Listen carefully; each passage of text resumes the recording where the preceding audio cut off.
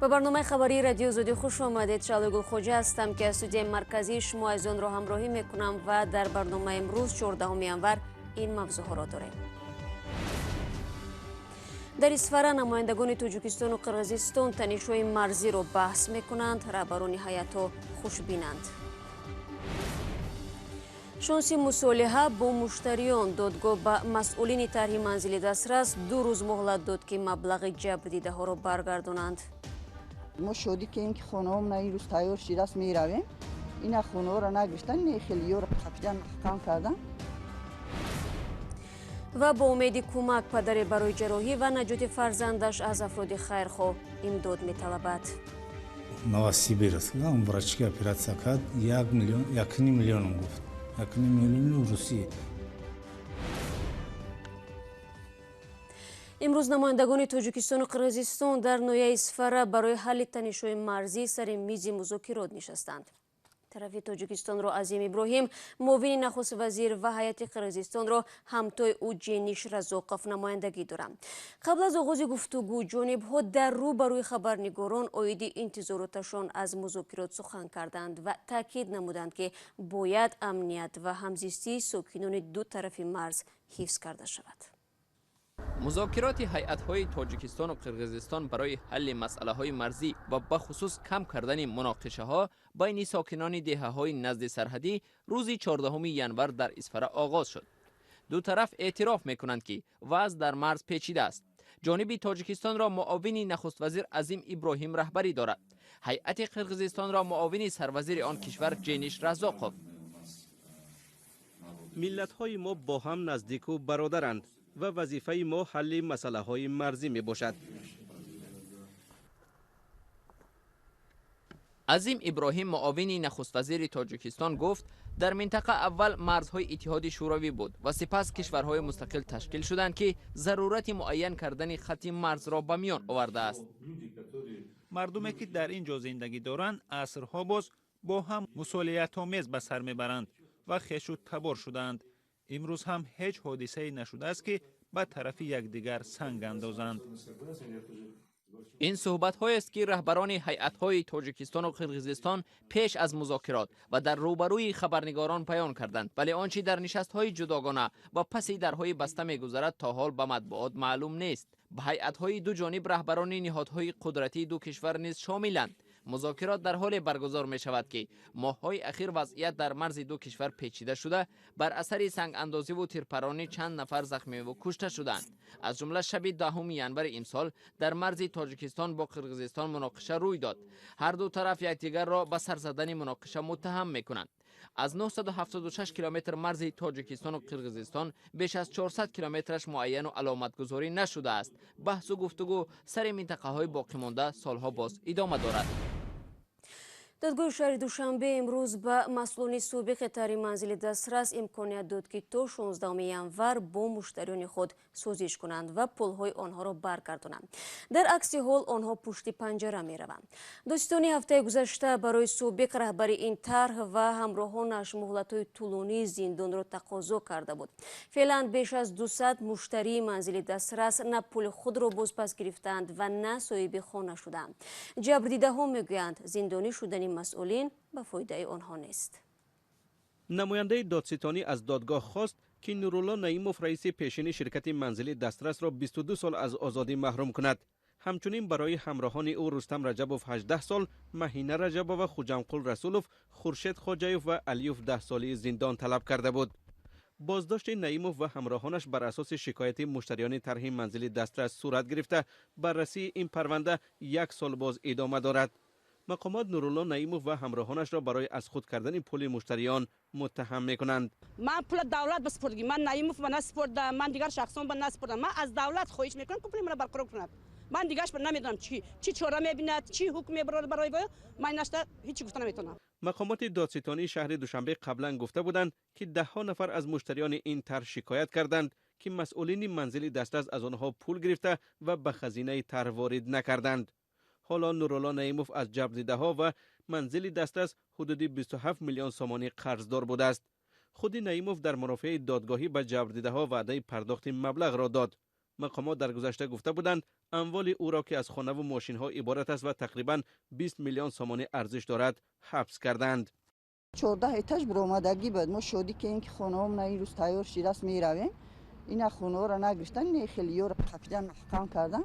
خیلی ما همین طلب داریم ای دولت که خانه‌های ما را بگیرن بتن، ما کم بغلا کجا بریم؟ نورالله نعیموف رئیس سابق طرح منزل دسترس در ماه اوگوست سال 2018 موقتا از مقامش برکنار و به جای او پرویز عبدالرحیم زاده کار را آغاز کرده بود. رستم امامعلی شهردار دوشنبه در تابستان سال 2018 از دادستانی تقاضا کرد تا عملکرد مسئولین ساختمان منزل دسترس را تفتیش کنند.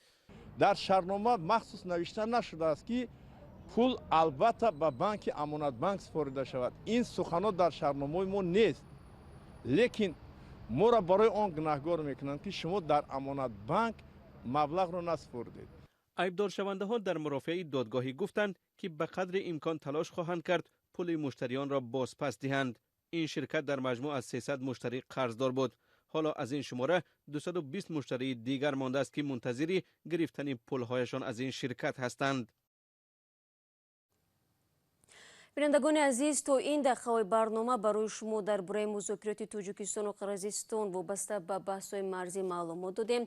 همچنین گزارش داشتیم در برای شانسی دادگاه به مسئولان پیشینی طرح منزل دسترس. حالا توجه کنید به یک آگاهی و بعد از این در برای گرفتاران بیماری دل در تاجیکستان صحبت میکنیم.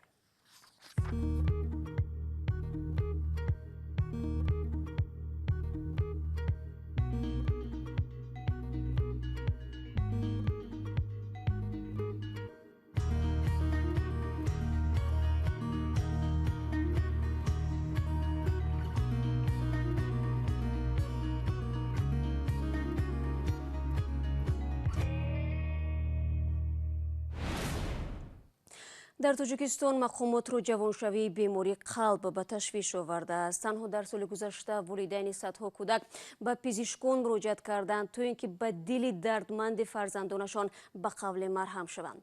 در عکس مورد خانواده ها برای جراحی کردن دست کوتاه دارند و از افراد خیرخواه کمک می‌پرسند. به مثل قهرمان نوبتی ما که نیز به امید یاری است. سروینوزی روح‌الله در این باره نقل می‌کند. شمس‌الدینро аз рӯзи таваллуд дарди қалб ранҷ медиҳад. ӯ 17 сол дорад. дар синне ки аксар ҳамсолони ӯ бо орзуву нақшаҳои зиёд барои зиндагии баъди мактабӣ омодагӣ мегиранд, Шамсиддин ва волидонаш дар ҷустуҷӯи ҳудуди 200 000 сомонӣ ҳастанд. ин маблағ на барои таҳсил дар хориҷ, балки барои наҷоти ҷони писарашон зарур аст. Новосибирск, врачка операция кард, 1 миллион гуфт. 1 миллион русия. وقتی که اون مرده گفت که آدم ما مثال یکم اپراسیون ما گذروندگیم گفت که 1 میلیون 200 هزار. شمس‌الدینро як ҷарроҳии мушкил ва гарон арзиш дар пеш аст. ӯ бояд дубора ва ин бор дар хориҷ аз кишвар ҷарроҳӣ шавад. волидонаш мегӯянд бемории Шамсиддин дар 8 моҳагӣ муайян шуд ва то 12 солагӣ пайваста ӯро табобат мекарданд. соли 2014 бори аввал ӯ амалиёти ҷарроҳии дилро пушти сар кард ва табибон дар қалби ӯ найча гузоштанд. бо гузашти 5 сол ҳоло вазъи сиҳатии Шамсиддин бад шудааст ва ин бор пизишкон ба ӯ тавсия доданд ҷарроҳии дубораро дар шаҳри Новосибирски Русия анҷом диҳад. сол якта аппаратай фидия операция мегуфта янора муаммо аппарата едини ӯ дар Россия будааст дар Ҳиндустон Россия дар ду точкада Ҳиндустон дар Ленинград охирааст. Рамазон Умаров падари Шамсиддин ба далели беморӣ аз муҳоҷират баргашта ҷои кор намекунад. дарёфти ин миқдор маблағ барои ин хонаводаи бебизоати онҳо имконнопазир аст. ягона умеди падару писар ба афроди хайрхоҳест ки бо дароз кардани дасти кӯмак метавонанд ҷони Шамсиддинро наҷот диҳанд. бино ба иттилои расмӣ дар Тоҷикистон беш аз 7000 нафар бо нуқси қалбӣ ба сар мебаранд ки 4000аш кӯдаку наврас ҳастанд. зебо тоҷибоева духтури дилшинос дар шӯъбаи дил ва тарбоди кӯдаконаи беморхонаи қарияи боло гуфт ин беморӣ дар 10 солаи ахир рӯ ба афзоиш аст. У нас, как говорится, в первом роддоме делают это самое.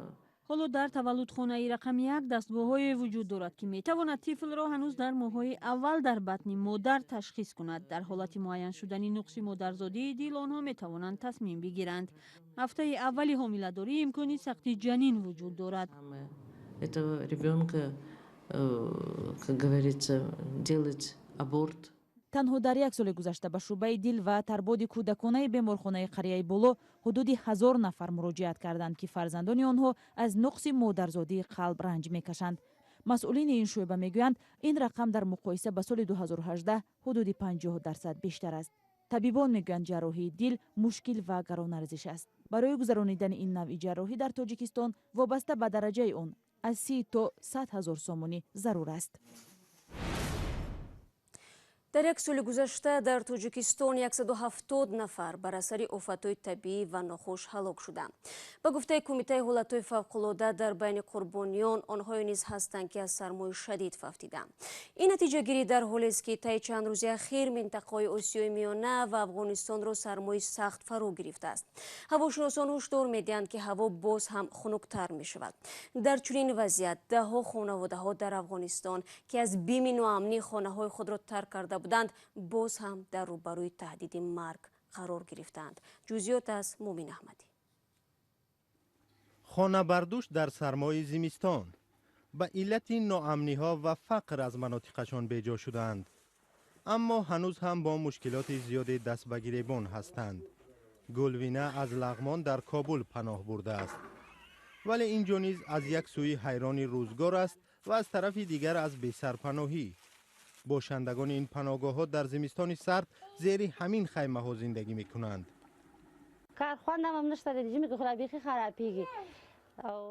در زمستان کار هم نیست. این پلاستیک‌ها را می‌سوزانیم. در این زمستان اولادایم تمامشان مریض شدند. هر شب میروم به اینها پیچکاری تزریق میکنم. در کابل به علاوه این پناهگاه باز 45 اردوگاه دیگر وجود دارد که خانواده‌های بی‌جا مانده در آنجا به سر میبرند. اینجا زندگی کردن بسیار سخت است. حیوان هم در اینجا زندگی کردن نمیتواند، ولی ما مجبور هستیم زندگی میکنیم. توان این را نداریم که برویم زمین بگیریم و آبادش کنیم. توان خریدن آرد، چوب، روغن را نداریم. مجبور هستیم با همین وضعیت بسازیم. کار و روزگار نداریم. برای آموزش به مکتب دسترسی نداریم. مریضی های ما زیاد است. جایی که هستیم مناسب زیستن نیست. مشکلات خیلی زیاد داریم. خانه و زمین برای مردمان مستحق پیدا شده و عودت کننده که انشاءالله مشکل سرپناهشان حل شود. امید خداوند. این در حالی است که وزارت مهاجرت و بازگشته ها اخیراً به تقسیم زمین به 2000 خانواده بی‌جا مانده و بازگشته شروع کرده است. جناب از این رو شروع است.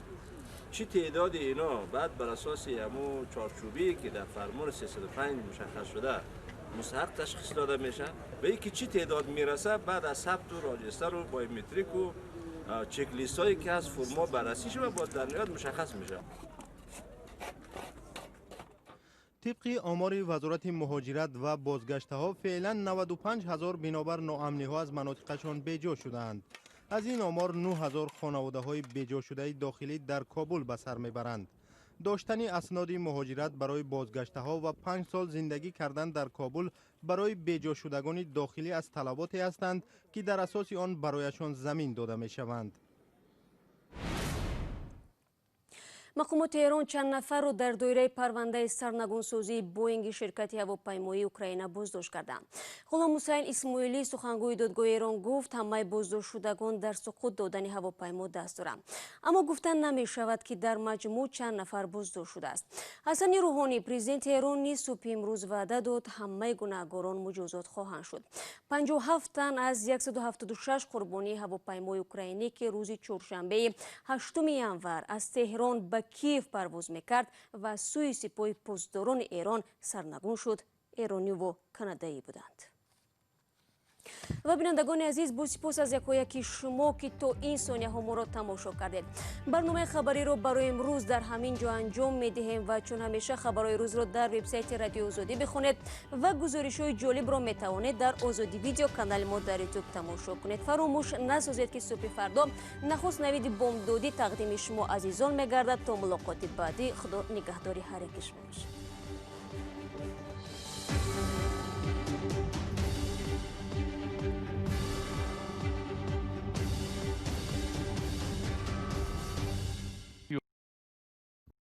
Liberty, Praha.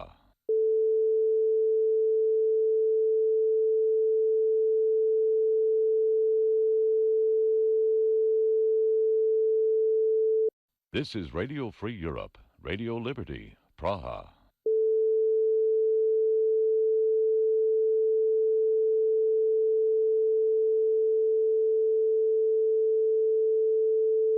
This is Radio Free